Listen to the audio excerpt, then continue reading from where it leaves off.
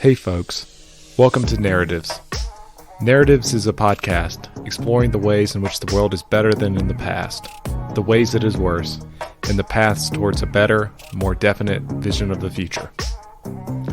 I'm your host, Will Jarvis, and I want to thank you for taking the time out of your day to listen to this episode. I hope you enjoy it. You can find show notes, transcripts, and videos at narrativespodcast.com. Additionally, in this episode, my friend Lars Doucet joins us as a co-host.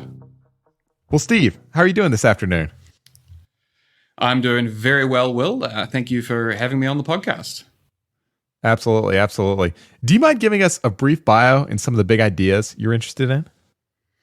Yeah, sure. So as you can tell from the accent, I'm a New Zealander. After graduating with a degree in economics, I worked in kind of urban issues for 5 years there, a lot of housing and transportation type stuff. Then I went off traveling the world and sort of ended up in Singapore working in health and labor economics. And basically, what's been niggling at me for the last 10 years or so is a frustration with the housing market, which is basically, stuffed everywhere. And just a love of cities and wanting to make them better.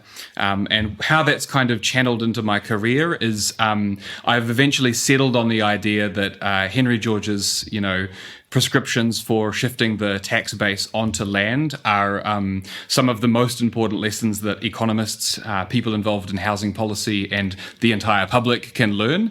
And I'm kind of directing my career along the pathway of trying to convince people that that's really what we need to be doing to fix our cities, fix our inequality, and solve a lot of social problems as well. Can you talk a little bit about how, the current political discourse is kind of framed as this conflict between capital and workers? Like you hear like workers of the world unite. This is kind of this famous socialist tagline. Thomas Piketty writes a lot, and I'm sure I pronounced his name wrong. Piketty, I'm not sure. Yeah, exactly. He wrote this book, Capital in the 21st Century, and it's all about how all of the inequality is driven by these excess returns to capital. Can you talk about how, maybe that model may be flawed in some ways and what land has to do with it? Yeah, sure. So, it's absolutely crazy that in basically the entirety of my economics education as an undergrad, and in all of the way that kind of political discourse happens is always flamed around capital and labor being in competition with each other, and that, when wages go up, profits go down, and vice versa. What I kind of have discovered as I've, completed this recent master's in spatial economics and learned the sort of Georgist lessons is that there's this third category of land, which everybody's just kind of blind to. And it has, some really unique features. When we talk about land as Georgists, we're talking about the physical land, and that's what I'm most interested in, as an urban economist.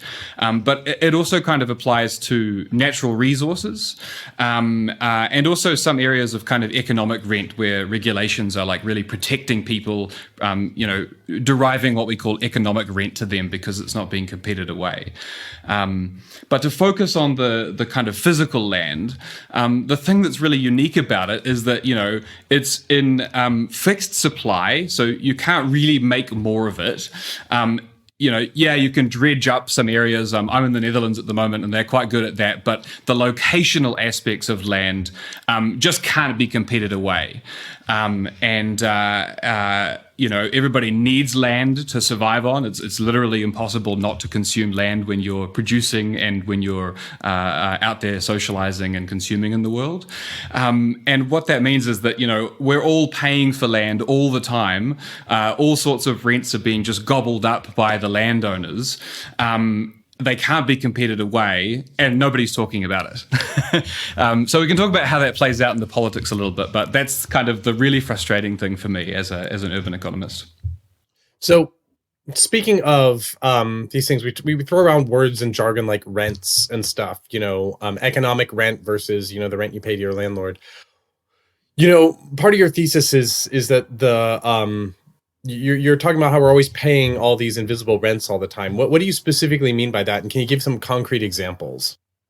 Yeah, sure. So to stick with the area that I'm most focused on, which is housing, cities, and kind of urban land, in order to access labor markets, or to access, proximity to other people, which is something that we all love. It's why so many of us live in cities. You have to pay for access to those locations. And indeed, to the extent that an area has kind of higher or lower amenity, there's greater, value, enjoyment that you can get out of a place, you have to pay higher rent.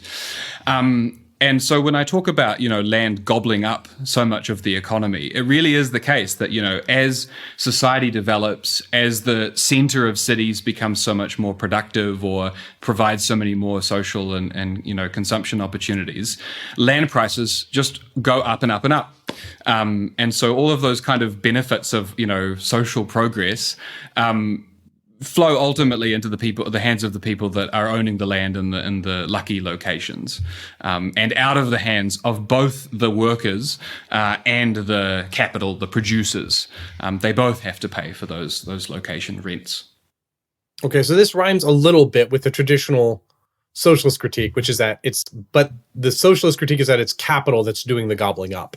But you're saying that it's land, and that land is often conflated with capital. So how are they different, and how does that work out? So when land is gobbling up these amenity values, like how does that actually work, and how is that different than capital, and why should we treat them as separate things? Great. So you're right. The socialists are obsessed with capital and its power in our economy. And my position is that they're correct, but they just, most of what they're seeing, most of the injustice that they're seeing is land that they call capital. And so the thing that makes land really unique there is, you can't produce more of it. Like capital that we think about in terms of machines and computers that you have to use and recycle back into greater production in the future. Human effort can make more of that. We can take materials, we can process them together, we can make them more valuable. But with land, there just exists this plane of physical territory. Some of it has, more desirable features and some of it has less. But when, the center of Manhattan is suddenly, becoming a really desirable place to be, you can't respond to that by producing a bunch more location in that area and kind of competing the profits away. That can happen with capital. Apple got really good at producing tablets that we like to use, and as a result, you see Samsung popping up and saying, "I'm going to do that too," and the profit gets competed down somewhat.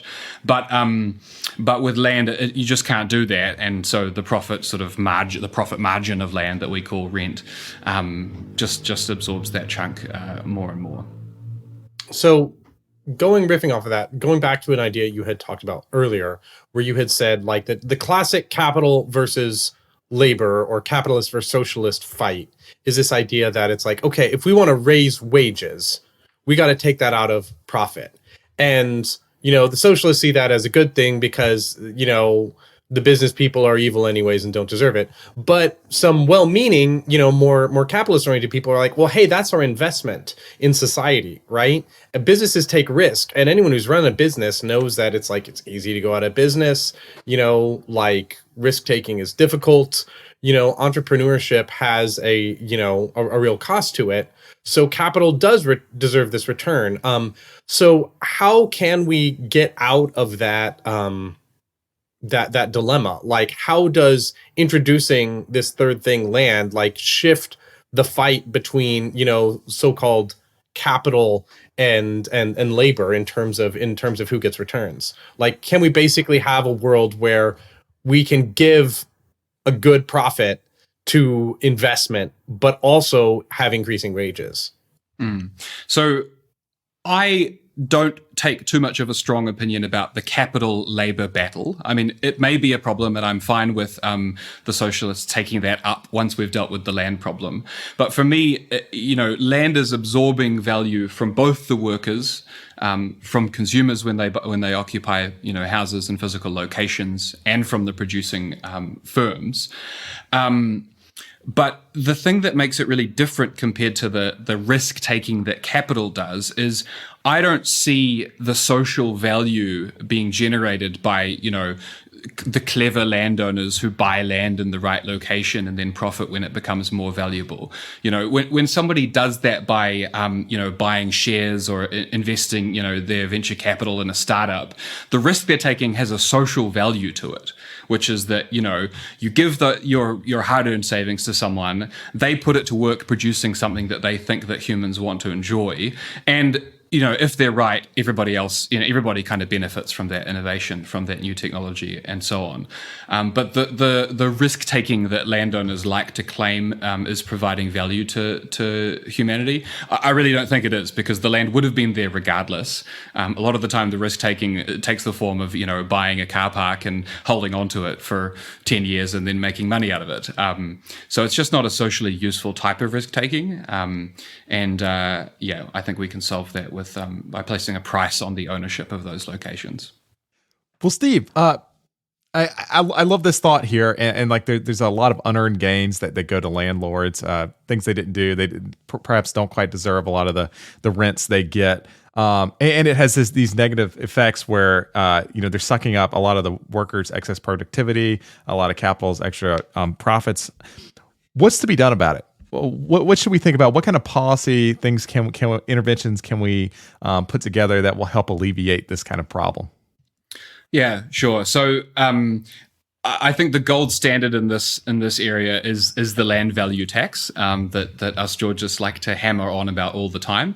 And sometimes we're a little bit perfectionist, where we say, an 80% per year land value tax is the only thing that we can do, and we have to do it. I think we should slowly, try and chip away at that and shift more and more of the tax base onto land. You're basically charging each piece of land a certain percentage of its value every year. So you're not charging an acre the same in every different location, but the acres in the center of Manhattan get charged a much higher price because they're much more valuable. Any progress we can make at kind of increasing the proportion of the tax base that comes from land and reducing the proportion that comes from workers and firms and all of these other kind of harmful sources, the better. But I also am willing to take some flexibility and say, actually, anything we can do to chip away at the power of kind of rentier land ownership, anything we can do to kind of redistribute some of the value of location to other members of society, the better. And you can do that with things like community land trusts and public housing, and rent control can do that a little bit. And I think, an area that I've spent the last 9 months or so just kind of constantly thinking about is with land use regulation. And I've really been kind of engaging with the YIMBY movement, the yes in my backyard argument that all we need to do is deregulate land use, allow people to build anything anywhere. And that will reduce the power of the landowners. And I kind of went in thinking that. I have a little bit of hesitancy around it, and I'd like to kind of talk through some of those comments with you. Well, let's do that. Let's talk about YIMBYism. First of all, define YIMBYism, kind of formally for our audience, and what its goals are, and then just briefly its relationship and to Georgism and what you think about them. Mm-hmm. So most of the Western world, in almost every city, has this sort of comprehensive and onerous system of land use regulation, which basically says on every given parcel of land in that city, here are the uses that you're allowed to put it to. And here are kind of the maximum densities that you can have on it. So I think you had Nolan Gray on your podcast a month or two back, and he was really, pointing out that we have all these regulations. The US is particularly bad for this, but New Zealand is very much the same, where, on a piece of land, you can't build within a couple of meters of the boundary. You can't cover more than a certain area of the ground with built floor space. You can only build a certain height.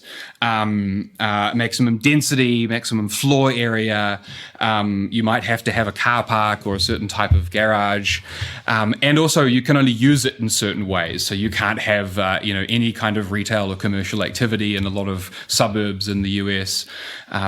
These kind of controls over land use. And the YIMBYs, yes, in my backyard, are basically a response to the NIMBYs who use those regulations to stop people from building. The YIMBYs say... And NIMBY is no in my backyard? Not in my backyard. Yeah, exactly. Yeah. So the YIMBYs are saying, let's just slice a bunch of that regulation away, allow landowners to compete in what they provide on different locations. And that competition will, bring down housing costs, make our cities a lot more thriving. And I think a lot of them think that it will also, substantially erode the power of land that I've been talking about. So the YIMBYs, basically their pitch is that if we abolish or at least strongly reform zoning, municipal zoning, that says it's like, okay, this is a residential district, it's a single family bedroom suburb, and it always will be. And, we're going to bring down the wrath of God on you if you try to build a duplex or a triplex in this neighborhood. If we get rid of that and just let people build what they want, because zoning is effectively really heavy-handed central planning, if we just let the free market decide what gets built, things are going to be better. That's kind of the pitch of YIMBYism, right? Yeah, that's exactly right. And a lot of the time it's kind of framed in these very black and white kind of terms. I get really triggered by the kind of, it's just supply and demand, bro, like it's Econ 101, bro, kind of perspectives where, all we have to do is just cut the regulations, tons and tons of stuff will get built, prices will plummet, and our cities will be fixed. I am a YIMBY. I really like the idea of deregulating, but I think that the argument is often really oversimplified, and there's a lot more complexity going on in terms of how land markets work. Okay, and so what are the YIMBYs missing, and what do they need to have a complete balanced land policy breakfast? Yeah. Okay, so I'll frame it in two ways. So the first way is I just got really stuck into the economic literature on this topic, and was a little frustrated by the evidence is really not that clear that, cut regulation, prices of housing go down. There's a lot of correlations between it. Cities that have stricter land use regulation tend to have higher prices, tend to have less elastic supply of houses. So when prices change, the supply shifts less in the more regulated places. But not a lot of those studies do a very good job of kind of proving causality. And it could very well be the case that, what we actually have is places that are higher value. The wealthier people in those places are just better at lobbying government to kind of protect their way of life, protect their city. And that sort of reverse causal perspective, hasn't really comprehensively been proven for my taste.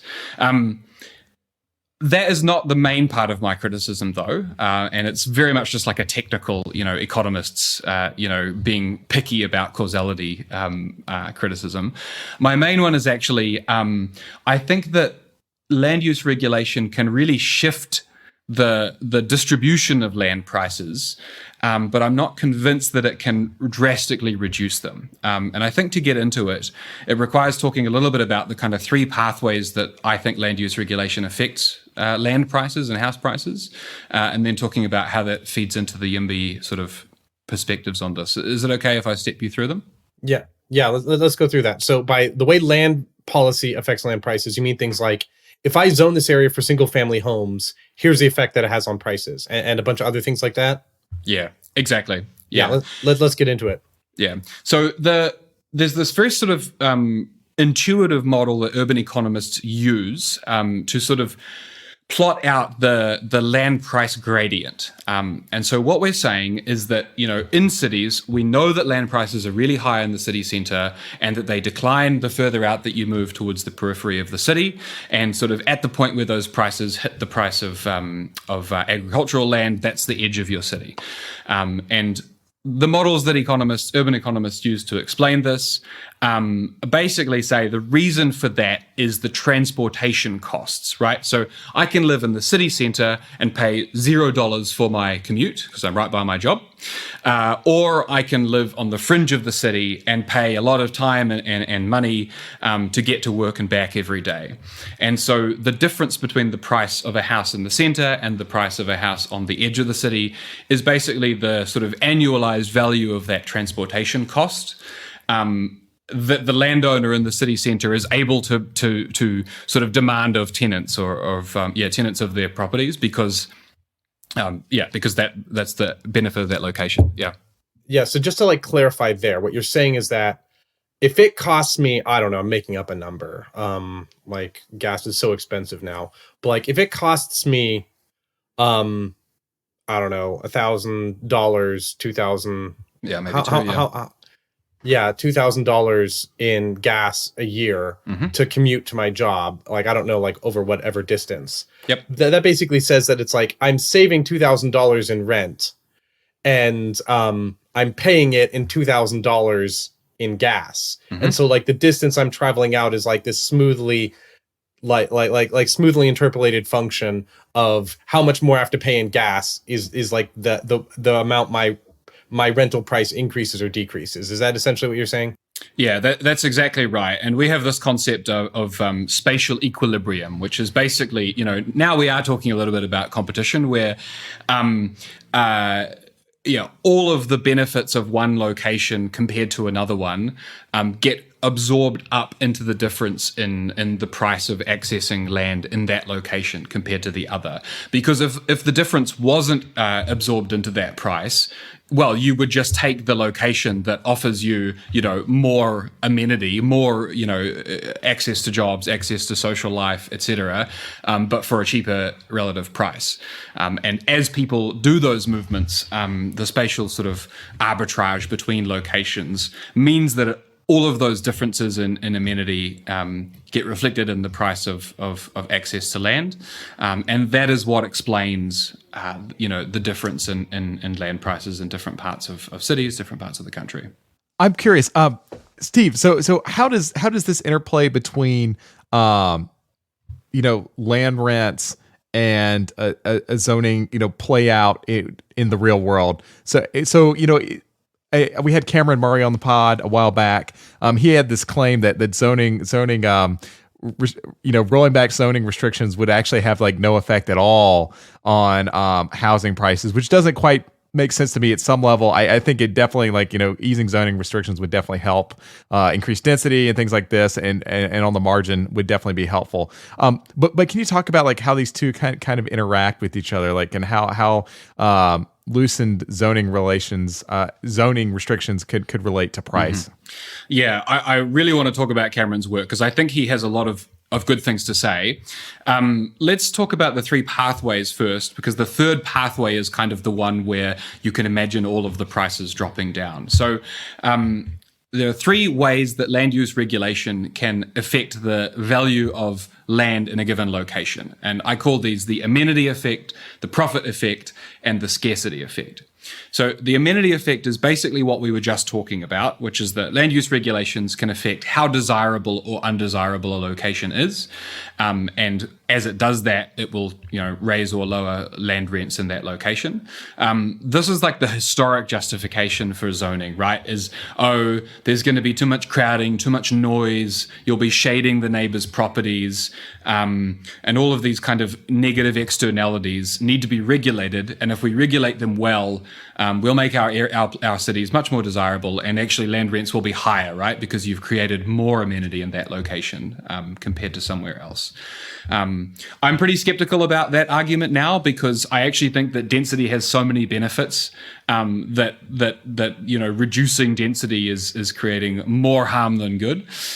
So we can mostly set that one to the side. The second one, the profit effect, is what I have focused on in my thesis.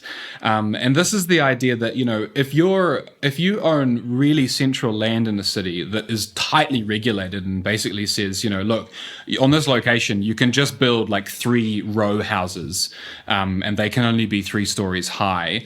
But, in an open competitive market, you'd love to build a 12-story apartment building.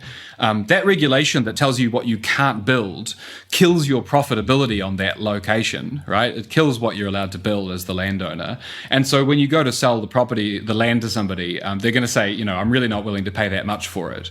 And so the flip side of this that I studied in my thesis is that when you drastically deregulate, certain parts of a city, the landowners on all of that, deregulated land get an instant windfall.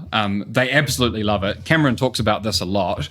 And actually, there's a lot of kind of sneaky land banking that people do where they buy land, they lobby their municipality for deregulation of their site, and they pocket the differences. And often they don't actually build the house. Build the houses. Once the deregulations happen, they just sell it on, and there's no more supply. And this explains, that's what I found. Auckland did this big deregulation in 2016, and I looked at those sites that had their land use regulations cut and observed that, for the owner of like a typical property in Auckland, which is, a fairly sprawling city, similar to a lot of American ones, the owner of that sort of typical property that was upzoned to allow like 5 stories instead of just a single family home, pocketed in the order of about $100,000 on a typical property. So that was lovely for them. But the real question is the third effect, which I call the scarcity effect. And this is the one that the kind of YIMBYs are actually relying on with their arguments, which is that, because we have strict zoning across the whole city, housing is made really, really scarce. Consumers are therefore, desperate to afford a house, and they pay much more out of pocket, to get access to housing. And that basically, I talked about this gradient inside the city going to the city center before. The scarcity effect is the idea that tight regulation like pushes all of that curve upwards and generates this big sort of red rectangle of value that is kind of expanding the extractive power of the landowners in the city.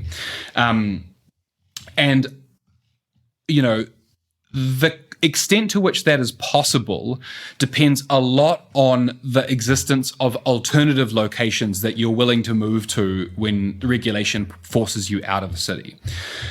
So, if you think about the American case, what's happened with the tight regulation of coastal cities in California, Los Angeles and San Francisco specifically, is a lot of Californians have fled, and they've fled to places like Houston and Colorado, where a little bit more housing can be built,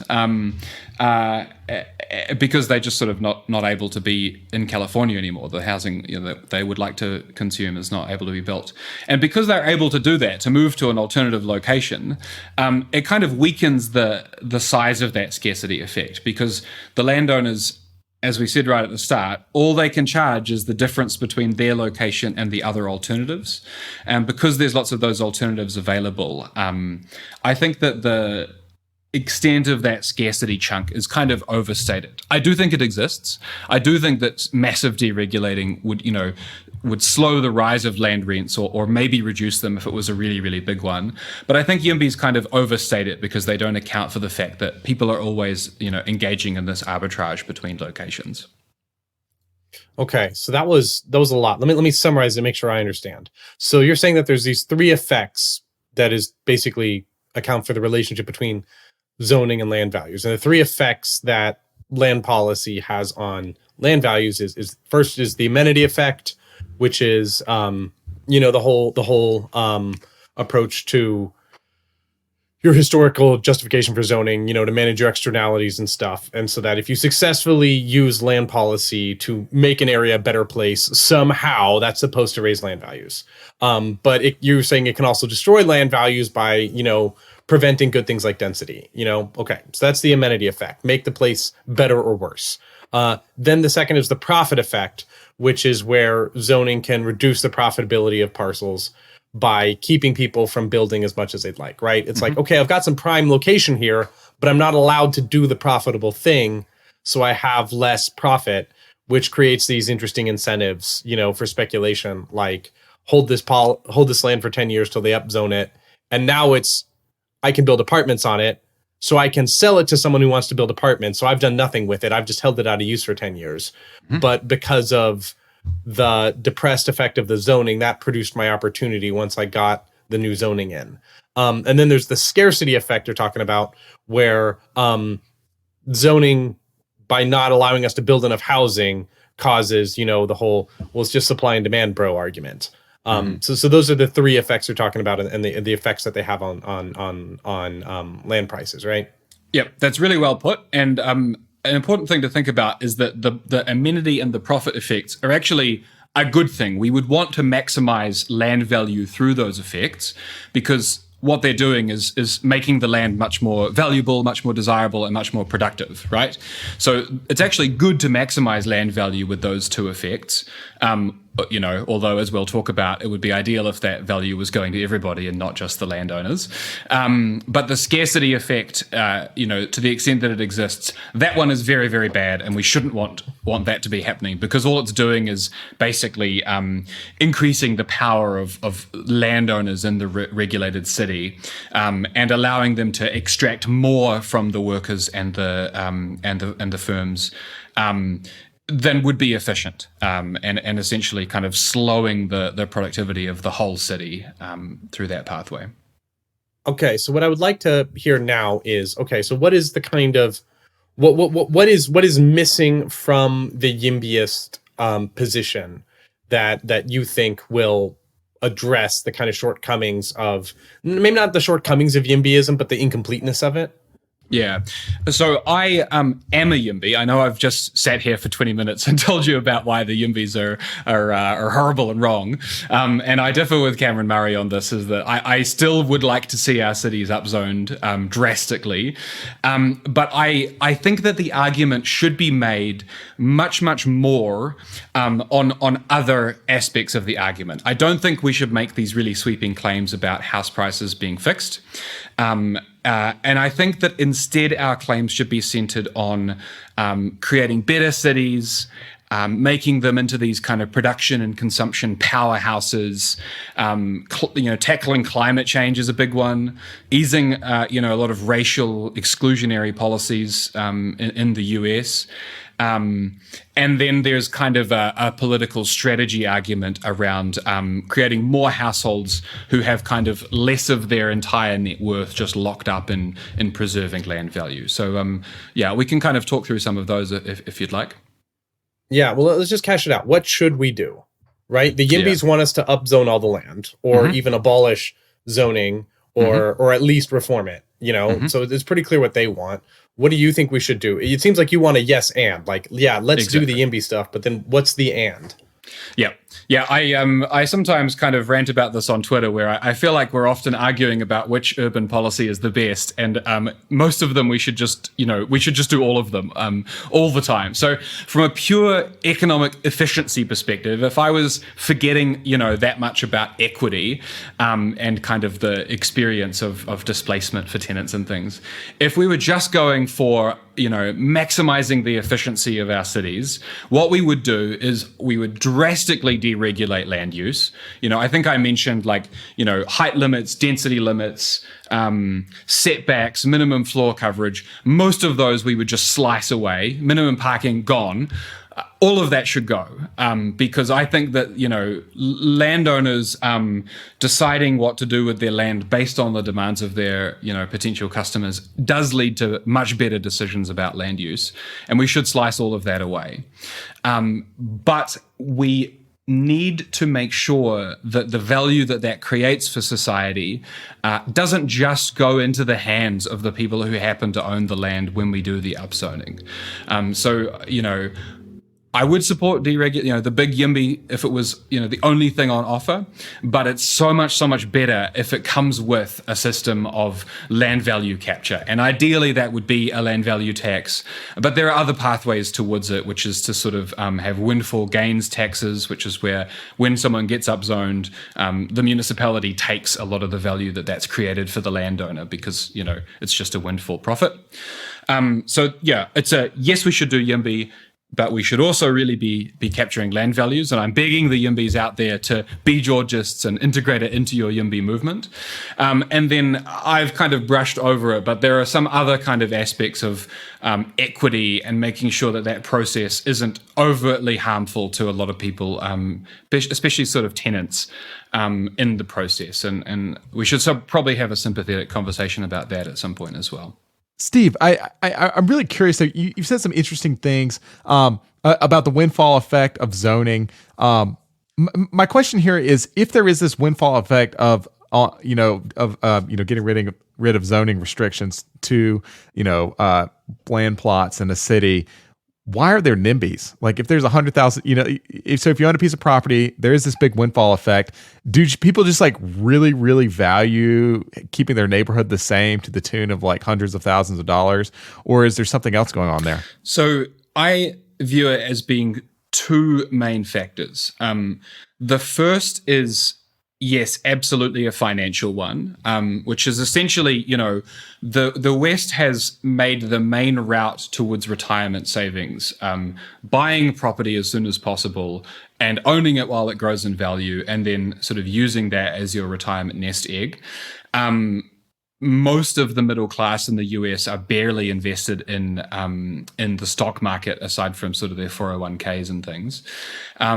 And the strategic play that homeowners make is that they are willing to accept tighter regulation of their property in the process of getting stricter regulation for all of the other properties in the city as well.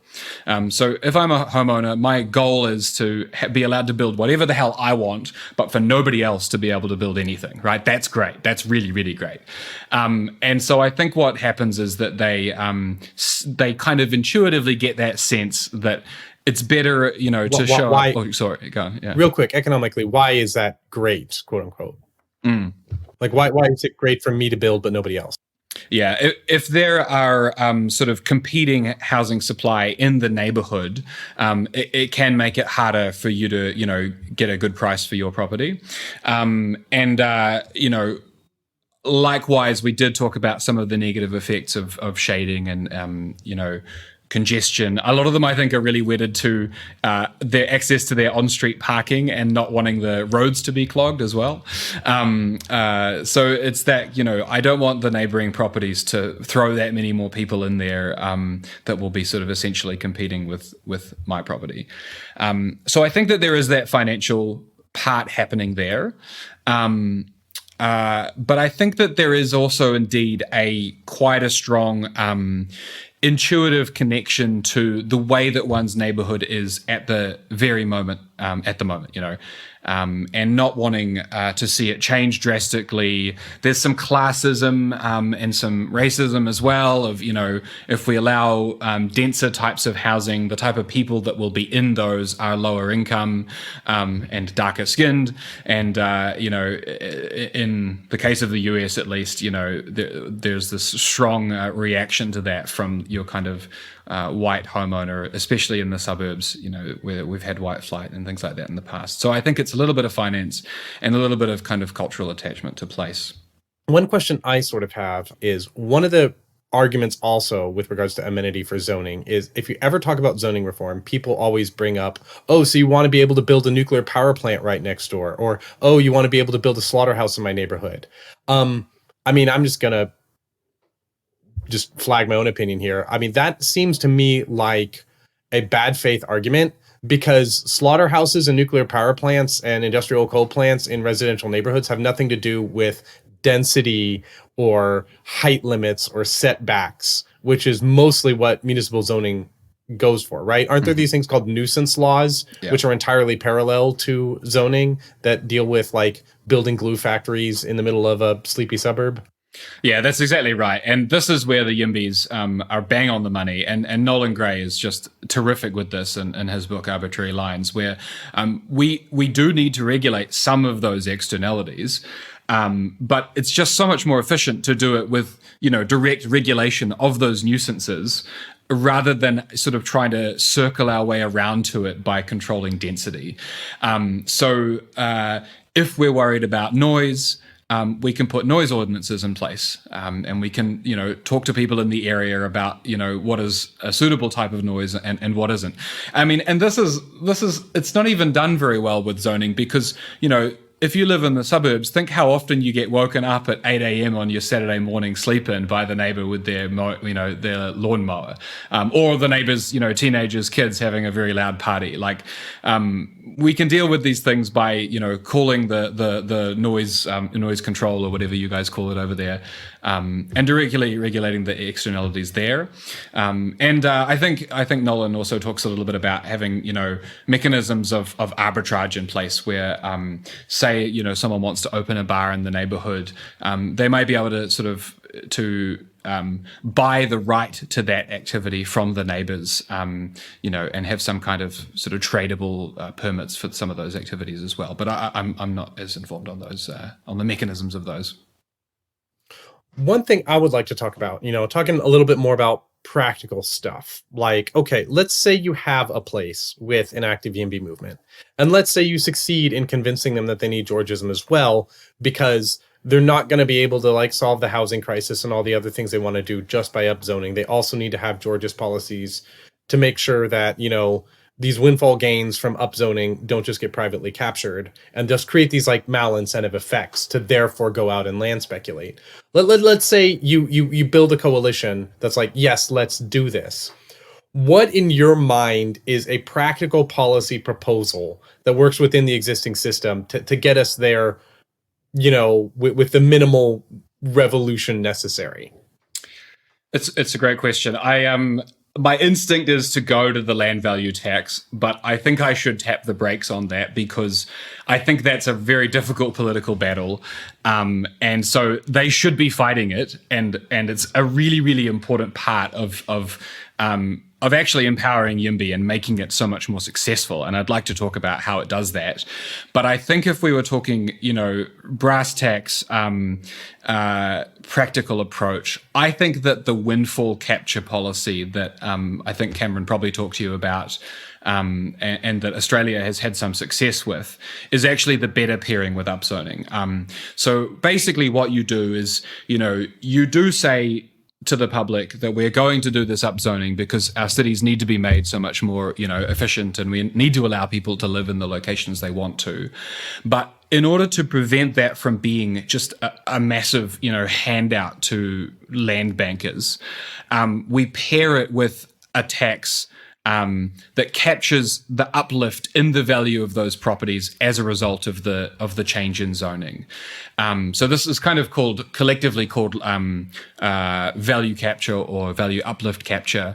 It's being done a little bit with public investment in transit and things as well, where the value of properties near the train stations gets raised by the access to the transit, and those owners also have to sort of compensate society for that privilege. So by pairing upzoning with a windfall capture, it's a really good way of saying, look, we YIMBYs are not just, tools of land speculators. We really want our cities to be better. And we want the funding of our cities to come from the value that we're creating with our upzoning, and the pairing of the upzoning with the windfall capture is a really, really sort of nice way of doing that and getting some Georgist ideas on the table as well. Is that what's been called a land value increment tax? Yeah, same idea. Yep. Okay. Well, so here's another thing. Here's another practical policy proposal that I've heard various cities float, such as the city of Detroit and others, is a split rate property tax. So instead of going maximum full Georgist overnight, where we're just taxing the land at 100% of its annual rental value, which is not the same as 100% of the value you paid for it, just the income it's capable of generating, essentially, is to instead take the existing property tax regime we have and reform it. Basically, allow local municipalities to charge a different percentage, or millage, I guess is the term rate, on either the buildings or on the land, and have those be separately, so you could move the building tax down and the land tax up, but still collect the same amount of dollars overall. You're basically just shifting where the tax burden goes. Can you talk a little bit about what the effects of a proposal like that would be, and what you think of the practicalities of it in terms of political difficulty? Yeah, that's a really great one to raise, because I actually think that's one of the most politically viable routes towards sort of a more Georgist future that we have.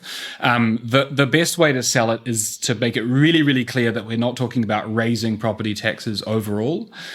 All we want to do is reduce the proportion that comes out of the building and raise the proportion that comes just from the land value underneath it.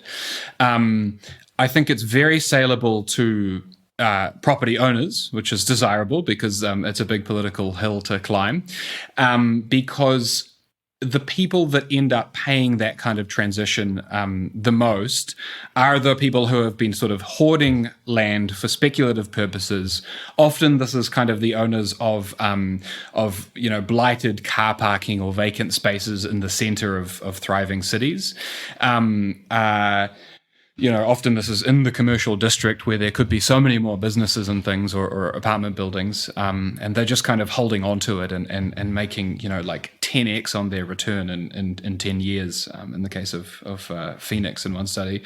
And doing that transition, it raises the overall taxes paid by those property owners, and it tends to reduce the tax burden on the vast majority of homeowners. That's certainly the case in the studies on Detroit. So it's kind of a benefit for the median voter. And then there's this kind of secondary set of effects, which is that, it kind of changes the strategic behavior that people participate in with land, and it encourages much more development of properties, right? Because you're not punishing someone for building.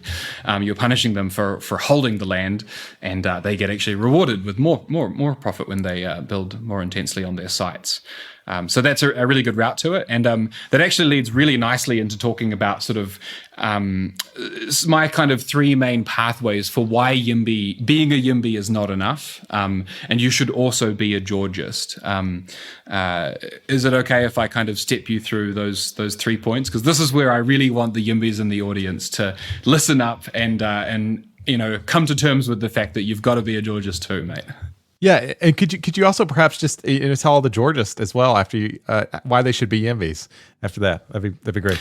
Yeah, that's a really good way of doing it. Yeah, let's actually do the Georgists first, because I've been quite harsh on the YIMBYs, and it's important that the Georgists in the crowd listen up.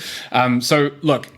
Zoning is really, really harming both the efficiency of our cities and just the kind of liveliness of them, right?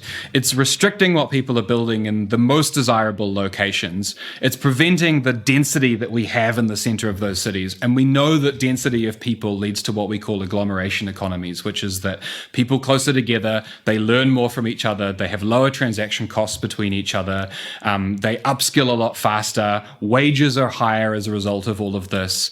You get more innovation. Those innovations benefit everybody as the economy grows. Those more intensive types of housing are much more lenient on the environment.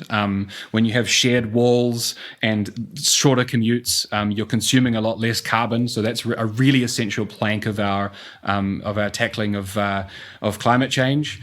It helps with racial and wealth inequality in general by enabling more people who have been priced out of these those centers and pushed, out of San Francisco to some of the sort of second tier cities. It allows them to move into these cities a lot more. And so, there's a lot more kind of upward mobility for people that have been priced out.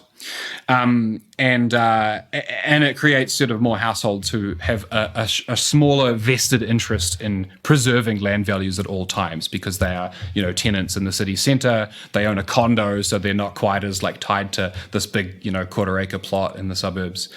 They're less worried about land as their sort of retirement nest egg. So that's why the Georgists should be YIMBYs as well. for why the Yimbys must also be Georgists, I think we've got to talk about sort of these three sort of Georgist critiques of Yimbyism that I have. Actually, I've mostly stolen them from Cameron, to be honest with you, Cameron Murray, and why land value tax or land value capture solves that. So we've talked about, the profit effect of upzoning is just a windfall handout to the owners of land in those desirable locations. And this is why Yimbys often get called sort of shills for the developers, because it is the case that that policy going in place hands a lot of value to those they say developers, but I think it's just landowners. And land value tax captures that windfall. It means that whatever the regulation does to the spatial distribution of land rents, the landowners that benefit from the regulation are compensating society for it. And by sort of pricing the constant annual holding of that land, we actually turn those developer land bankers back into developers, which is what we want them to be. So that's the first one. The second one, which is that, speculation on land value can actually really reduce the supply effects of upzoning. So for upzoning to flow through to lower house prices in the Yimby argument, you have to deregulate, and that deregulation has to lead to a boost in the supply of dwellings. But Cameron Murray shows, and there's a couple of other sort of surrounding papers that explore the time decision that landowners have to make, basically shows that, even if you upzone this land, it won't necessarily bring forward the point in time when the landowner chooses to develop, right? Because they instantly get their windfall gain, and now they're holding onto this desirable land, but they're still looking at, what's happening with house prices, what the neighboring developments are doing, and they're sort of thinking to themselves, like, it might not be optimal to build right now. It might be better for me to wait a few years, wait for land values to rise, then I can build even more intensively, and get even more value out of my land in the future point in time. So what you're saying is that you want to take the whole, So when you talk about time preference, that's kind of a nerdy economic jargon. So to make that concrete, make sure I understand. When I'm selling a house now, I'm profiting off of two things: people's desire to live in that house and people's desire to live in that location. And the value of that location goes up and down with the housing market. You want to take the fluctuation in that value, or especially if it increases in the long term, out of the question. You want to make it so that it's like, hey, you want to provide a house to the market? Provide a house to the market. Not, how high can I ride the wave of increasing house prices, which is really increasing land prices, before I finally break ground and just build something. That's essentially what you're saying. That's exactly right. And it just changes their calculus, because they're often just sitting there thinking like, well, I could develop, or I could just sit here and take very, very little risk and just wait and keep earning, these profits from the location value rising, and maybe I'll develop one day, but I don't really need to. And this is really the driver of both vacant lots in a lot of thriving city centers, but also just kind of what I call speculative underuse, which is where there's locations that are zoned for intensity. It would be profitable to redevelop it into a taller building, but I'm just going to wait a little bit longer. And the sort of outcome of all those decisions is that the upzoning might not necessarily translate into an increase in the net number of dwellings being built. It might change the location. I think it does change the location. And we've got studies on that, in Auckland, for example. But it might not boost the actual overall number of houses being supplied each year. And land value tax, by placing a sort of constant price on land ownership, punishes that kind of speculative delay and forces landowners to actually develop their properties for the most efficient use as soon as possible, and that benefits all of us. Specifically because whatever increase in land price I'm going to get is going to be taxed away. So yeah, it's flattening that, It is flattening that kind of pattern over time, but it's also just placing a full, we call it the full opportunity cost, basically, the full price of that land in terms of what it could be providing to society. Each year has to be paid by the landowner, whereas currently they pay a minuscule proportion of that. And it's sort of like internalizing that externality, right? Yeah, exactly. It's like if I'm to analogize it, like if I'm in a nursery school and I'm a kid and there's 10 toys and I grab the cool toy and I'm not even playing with it, every other child is suffering the opportunity cost of not being able to play with the cool toy, and I'm not even necessarily realizing the benefit of it. Right. Yep. That's what you're talking about. So like with the land price, it's like I am sitting on this property. People right now, over the 10 years I'm holding it, could have been providing society with whatever benefit could be realized there. And I am not paying that cost. I'm not paying that opportunity cost I'm inflicting on society by just holding it and just owning it because I know the price is going to go up. Yeah, exactly. And to return to sort of what we said at the start, in your toy example, if people engage in that pattern of behavior with capital, things that have been produced like toys, well, the toy is depreciating over time, which is, one of the ways that you don't want to just hold it out of use. But also someone else can make more toys. And so the child that's, feeling sad because they don't have access to a toy, well, they can take their pocket money and they can buy a new one, and someone is going to be like, okay, I'll make a new toy for you.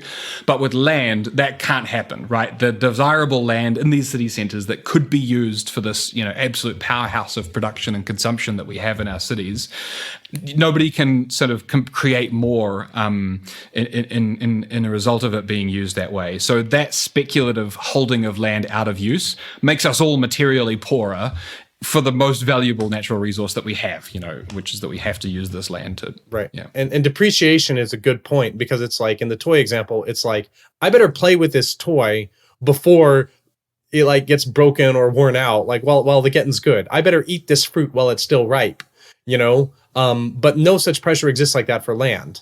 So that's really interesting. Exactly. And it's almost the opposite, right? Because it just goes up as GDP grows and society becomes more prosperous, it tends to trend upwards. Yeah. So like this is the classic economic problem of deflationary assets, like the whole babysitters co-op model. We won't go off on that tangent. Sure. Where like everyone just hoards the thing because they're all just waiting for it to go up, and so economic productivity goes down.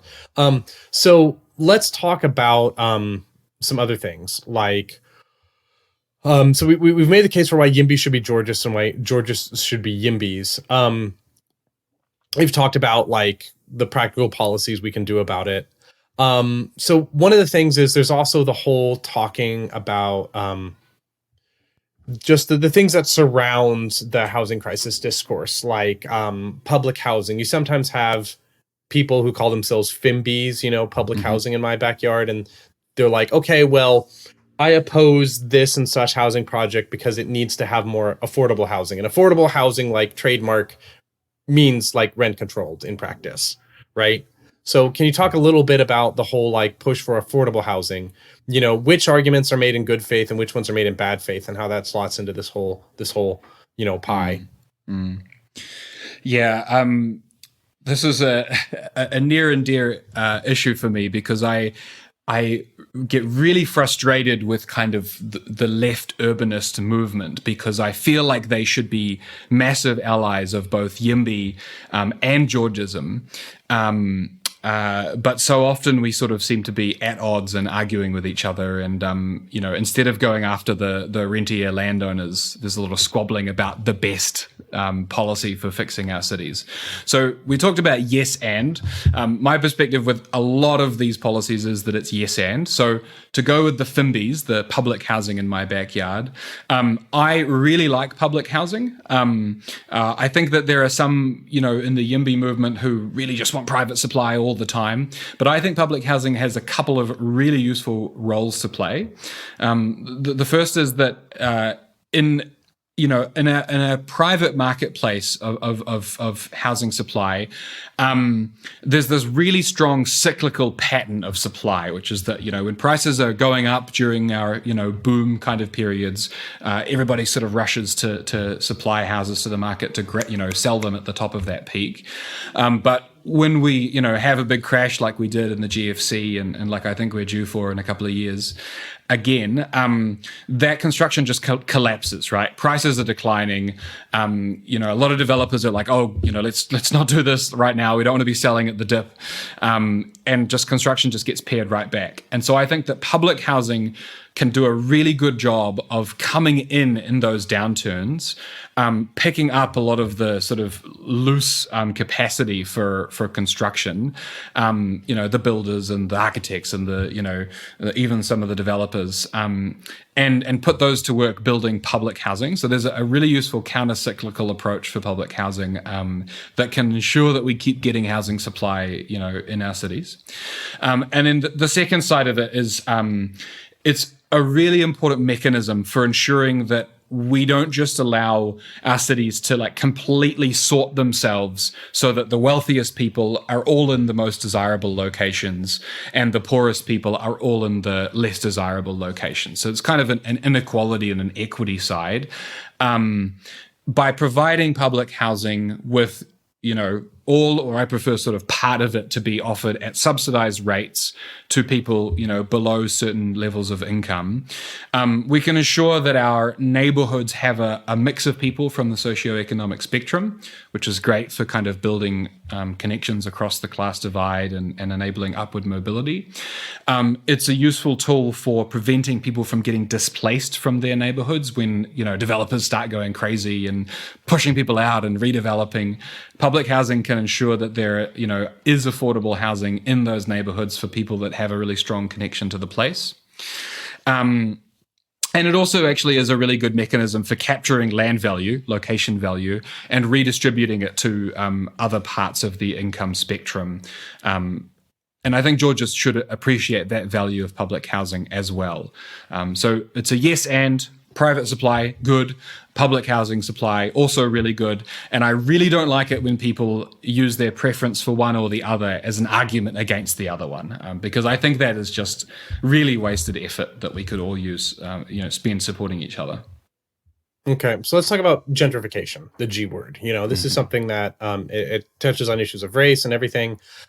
This could be like a really thorny thing because it's like, let me just put it bluntly. Like when white people move out of an area, it's called white flight. And then when they move into an area, it's called gentrification. But then at the same time, it really sucks if you've lived in a neighborhood for a long time and you're a racial minority or you're poor or, in any way like underrepresented, and you have your own little neighborhood and a bunch of rich yuppies come in, they bid up the prices of all the housing. And now the place you've lived in for 20 years, like you're priced out of your own place and you got to go somewhere else. That's probably worse than where you were before. And that feels bad, man. So like, I get like both kind of understandings of this, but it also like sometimes seems to perversely cash out to, we should not improve poor minority neighborhoods because that's bad and that's violence. And how do you cut that Gordian knot? How do you solve gentrification? Yeah, it's a really difficult piece of discourse to have. I think everybody most people have quite good intentions, but it plays out in some really awful ways. So to go back to basics in terms of spatial equilibrium, unfortunately, if you are allocating land using a market, anytime you improve an area relative to other locations, you will see the price of rents in that area rise. So if you are really wedded to anti-gentrification efforts, that is going to mean that you essentially have to oppose anything that can ever improve the desirability of the neighborhoods where low income or minorities live. And I think that's an untenable approach. Because while it might look like you're, doing good by keeping the white collar tech workers out of these low income neighborhoods, it also extends sometimes into arguments that we shouldn't invest in transit in these places, I haven't seen this, but it can even go to the point of anything that kind of reduces crime or cleans up those neighborhoods, gets rid of litter or whatever, also shows up in higher land rents.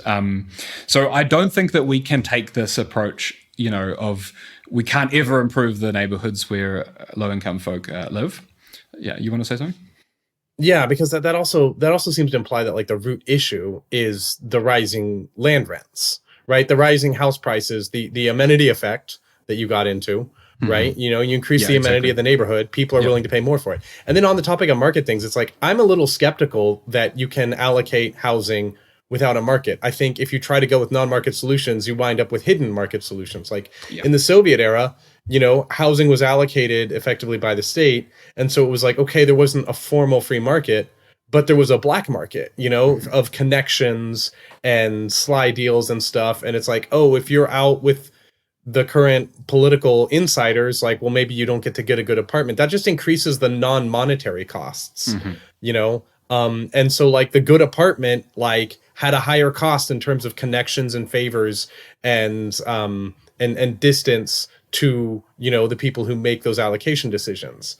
But so like, it seems like the root cause is the rising land rents, and you know these kind of so is your position that solving those root causes through, you know, your proposals for your YIMBY Georgist synthesis will get at those root issues so that we can improve, you know, low income neighborhoods without committing them to, you know, ever rising rents that are going to push their own residents out? Or is there more to the picture?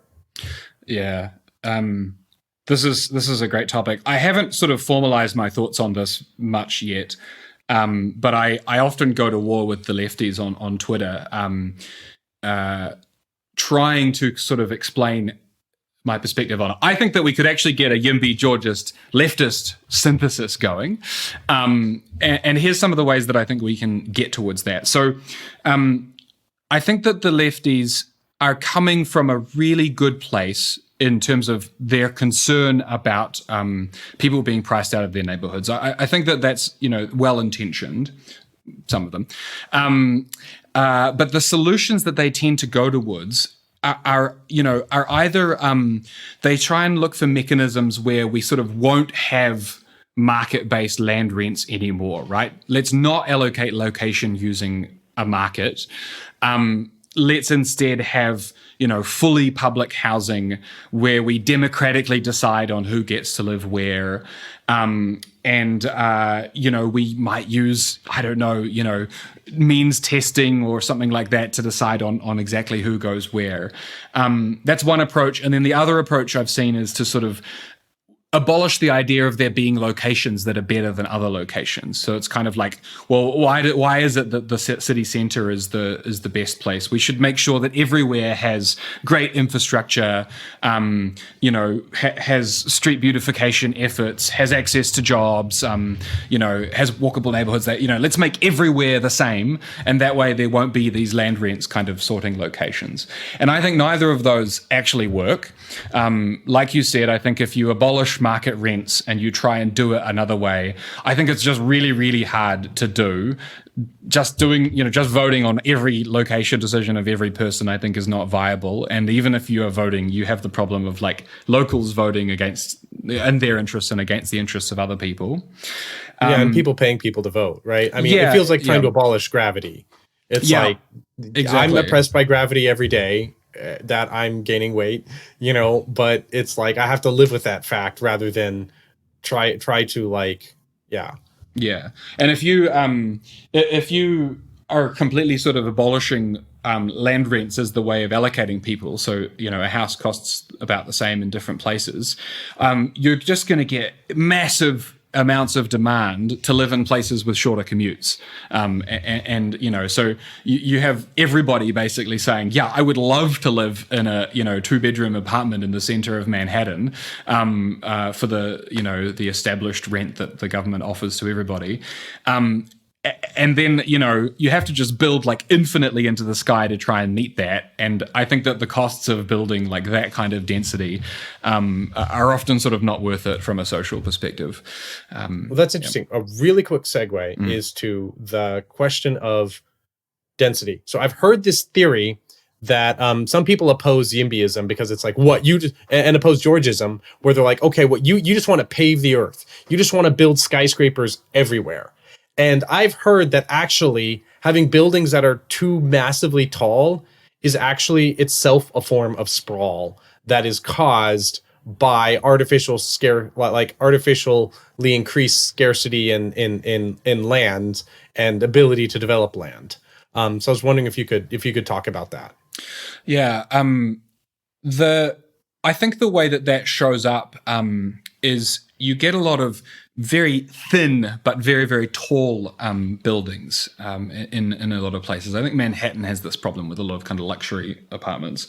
And I think that's usually a product of land use regulation, right? Which basically, like, it's preventing a lot of stuff from being built in other locations. And then on a specific site, it says, look, you're only allowed to have a floor area ratio of like, let's say 6, and you can only cover a third of the land with paved surface.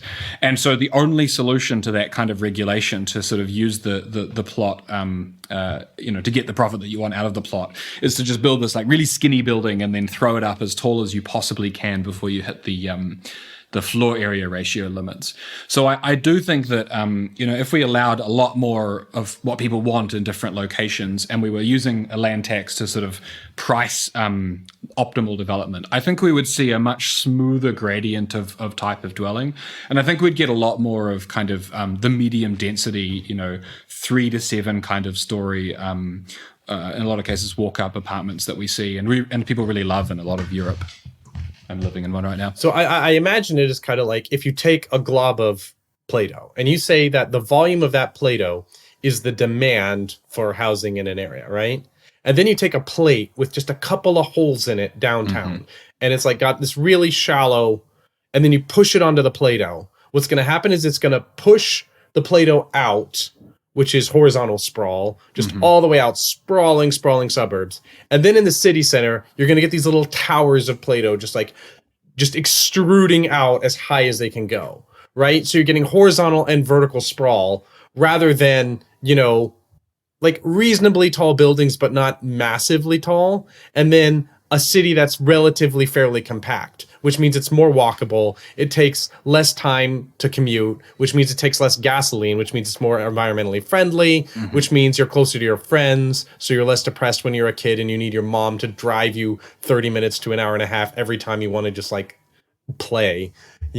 Is that kind of the argument that you're making about horizontal and vertical sprawl? Yeah, exactly. And it actually sort of guides back to the topic of gentrification as well, which is that the only projects that kind of manage to squeeze through the holes in the Play-Doh example are sort of going to be targeted at the luxury end of the market, right? Because if you're only allowed to build in a few locations, well, you're going to want to sell to the really high income, high value people. Value in terms of what they're willing to pay. So I think that in many cases it's because of our strict land use regulation that the only types of things that get built when you upzone are what they call luxury apartments. But I think if we had a system with a lot less regulation and a lot more actual competition in terms of what people were building through land value taxes, impact on supply, you would get a much more diverse range of housing being built in different neighborhoods. You would want to be targeting different segments of that market a lot more, in the same way that we see, in like a market for cars, right? You don't just build luxury cars. So I think by dealing by the sort of anti-competitive aspects of both land speculation and land use regulation, we can get a much more diverse type of housing supplied to different types of people in different places. Okay, so one more thing I want to ask about, and then we'll move on to the conclusion, is first of all, I want to flag that we read your thesis and we were really impressed with your work. So just to kind of disclose for the audience here, we're actually working with Stephen Hoskins on a grant project that Will and I wrote together, which was, I wrote that series on Astral Codex 10 about Georgism. We later got a grant from Astral Codex 10 to do land value assessments. And we liked your work so much that we're actively collaborating with you right now. Can you talk a little bit about your work on this assessment project and what its goals are and how it links in with all of the ideas you've just talked about today? Yeah, so one of the big critiques that we get as Georgists is you can't value the land, you can't value land value separately from the buildings. When you buy a property, it's a house and it's the land underneath it. it's a practical argument. Oh, we can never do Georgism. That's unfortunate because we can't accurately value the land. So I have never actually found that argument very interesting because in all of New Zealand and all of Australia, we have separately valued land and improvements for the better part of the last century. And nobody complains about it. It's not a big deal. There's a company that gets paid by municipalities to do it, and homeowners know what their taxes are and are fine with it. So the modeling, has been done in places and is satisfying. But in the US, I think you have a really mismatched kind of system of land use regulation. It's basically done at the municipality level in every different city, and even your metropolitan areas are fractured into lots of different cities. And so, in terms of getting standardized property assessments, it's not been done very well. And because it's property tax, it's taxing both the house and the land underneath it. I think people, really dislike being taxed for their family home. So they also kind of have this real gut kind of feeling against property taxation. So I think that what we're doing is to take the land valuation methodologies that exist in the economic literature, in the valuation literature, and are applied in several countries as well, and putting them to work on models that we're going to make open source. The methodology will be really available to people. There'll be different models side by side, so people can see that the values aren't that different, and that separately value both the land and the building portion of a property. Using a real combination of sort of economic and valuers and deep learning AI techniques to just show that it can be done separately. You don't always need to have a ton of vacant land sales to get really, safe estimates of the land value. And indeed, the land value moves quite smoothly over space, right? Because location is not changing that much as you move from property to property. And that most of the real crazy variation is in the house and the building. And that's actually the one that's really hard to assess because they depreciate, they have different typologies and, different ages, and it's quite hard to observe the interior state of a lot of dwellings. But the land value portion, I'm convinced, can be valued, very easily. And once in place, I don't think the public will have a problem with it. So it's interesting because the standard way to value land and building separately is what's called the cost approach, where you take, it's okay, we know the whole parcel sold for X. So let's go punch all of the characteristics of the building into what effectively is a Kelly Blue Book, but for buildings instead of cars. And out pops a value. Okay, it's 15 years old, apply depreciation. That's the cost to build the house minus depreciation. Subtract that from X, the total sell price of the parcel. That's the land value. And you're saying we should do the opposite, that it's easier to look at all the land characteristics and the patterns of people's willingness to buy. Oh, you're willing to pay $2 million for this property, and right next to it is one that you paid $2.3 million. The land characteristics are the same, but there's a little building on this one. You think it's easier to basically use your model to basically predict the land prices. And if you want to get the building, you subtract the land price that your model has guessed directly to get the building as a residual rather than the opposite. Yeah, and the particular problem with the cost approach is that in the case where you have a land parcel with, let's say, a standalone house on it, which is the case in a lot of America, but if that property was upzoned and sort of was taxed in a way that nudged it to be developed in the most optimal way, you would actually build something completely different. What happens with those properties is that the value of the house is actually not that important. When you're buying it, the market value of the property is way more tied to what you could feasibly put on there, if you redeveloped. So we talked about this with the profit approach, right? When you rezone a standalone house, it zoops up in value instantly. the cost approach doesn't capture that at all, right? Because it's, from their perspective, it's like, well, you buy a piece of land and the house costs this much to build. That's what it's worth. So it's like it's conflating cost with price. It's conflating the cost it takes you to make something versus what someone actually will pay you for in the market. Like maybe it cost you this much to make that house 10 years ago, but the value today isn't 10 years of depreciation minus that cost. It's the market value of that building, which could be very different because maybe I want to build apartments there instead. Mm-hmm. Yeah, exactly. And so,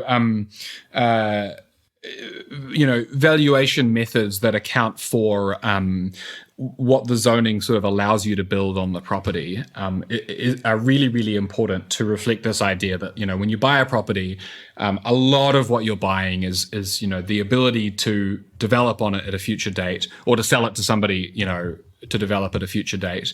And actually, the value of the house that's there at the moment in places that are sort of underdeveloped relative to the market is not that important because it's quite cheap to demolish. And what you're really interested in is like how profitable would be the thing that you'd like to redevelop on there in a really competitive and efficient housing market. Okay, well, we've gone quite long, so let's wrap it up now. If you could summarize your key points and then kind of wrap a bow on with any kind of concluding remark that you really think is necessary to tie it all together. Yeah, sure. So I think to put a bow on the gentrification conversation, I'll just say that, we do need to be putting policies in place to enable its low-income people and its tenants who sort of don't have any mechanism to protect themselves against rising land rents in a place. We need to have some policies in place to smooth that transition for them, enable them to enjoy the benefits of that location as it changes. So that they're not sort of disoriented by this really rapid change in the nature of their neighborhood. So I think there is a role for some rent stabilization type of policies to, prevent, massive increases in rent from being used to push people out. Public housing can do really well for that. Housing vouchers are really useful for, the poorer tenanted segment of the population to be able to afford these desirable locations. And then all sorts of stuff around, providing legal aid to tenants, having a register of landlords that are kind of engaging in dodgy practices. There's right to return, which says, if you get pushed out, so your property is going to be redeveloped, you get first dibs on, the next properties there, or you have to get paid out to leave. Those are really important. And I think that that the left urbanists are right about a lot of that, and that Georgists and Yimbys should pair up with them to be helping with those anti-displacement efforts as well. Did you want to say something about that before I move to the YIMBY? And yeah, well, no, it's just kind of funny, like thinking about like some of these land policy things. Like right of return is like pretty ancient. Like you find it in the Old Testament. It's there's a form of it in Norwegian Viking era law. It's the oldest law in Norway, the right of odel, which is like basically a way to keep land out of the hands of foreign invaders over the course of a 1,000 years, and things like that. So it's interesting that like some of these like land policy ideas actually go quite a long way back. And then like the right to roam. Yeah, right? I was going to say which is like which some countries have more than others. Like Norway, you're allowed to travel across uncultivated land. This kind of notion that like the earth really, in a sense, belongs to all of us. Yeah, that's exactly right. And so that actually feeds really nicely into the Georgist perspectives, right? Which is that I think that in a lot of our cultures for centuries or thousands of years, we have intuitively understood that land is given to us by nature, that we all have a shared interest in the value that land creates, and so the Georgist prescription of, making sure that land value gets enjoyed by everyone in society through land value taxation or windfall capture is really important, and I think fits with what a lot of people would intuitively understand if we kind of hadn't done this rentier capitalist approach to private home ownership over the last century. Okay, so basically your thesis is the Yimbys and the Georgists should be friends, and that Yimbyism is complete without Georgism, and Georgism is incomplete without Yimbyism. So, Stephen, where can people find you? Read more about what you're doing, follow you online, just be more familiar with your work. Yeah, so I am on Twitter at GeorgistSteve. And you'll find my profile with the cringy laser eyes on there. I write for a Georgist Substack called Progress and Poverty Substack, or P&P Substack. Google will get you to that. I am involved with your project with landisabigdeal.com, and we're going to be publishing materials as we develop our models there. And through my Twitter account, they can also find my my sort of Notion homepage, where I have a collection of notes from urbanist books, collections of kind of research ideas that I think that Georgists should be pursuing, and a collection of writings as well. Great. Well, thank you so much, Steve. And we'll include links to all that stuff, in all the places that we post this podcast. I really want to emphasize, that I think that all of us interested in urban issues should be allying with each other. And the left urbanists and the Yimbys and the Georgists, I think, should all be propping up each other's policy approaches to push for efficient and equitable housing markets as soon as we can get it, and to push back against the sort of the rentier capitalist landowning class. Thanks for coming on. I think it's been a really great conversation, really wide-ranging and really in-depth. Yeah, thanks so much for having me, Lars. Special thanks to our sponsor, Bismarck Analysis, for the support. Bismarck Analysis creates the Bismarck Brief, a newsletter about intelligence-grade analysis of key industries, organizations, and live players. You can subscribe to Bismarck Brief at brief.bismarckanalysis.com. Thanks for listening. We'll be back next week with a new episode of Narratives. Special thanks to Donovan Dorrance, our audio editor. You can check out Donovan's work and music at donovandorrance.com.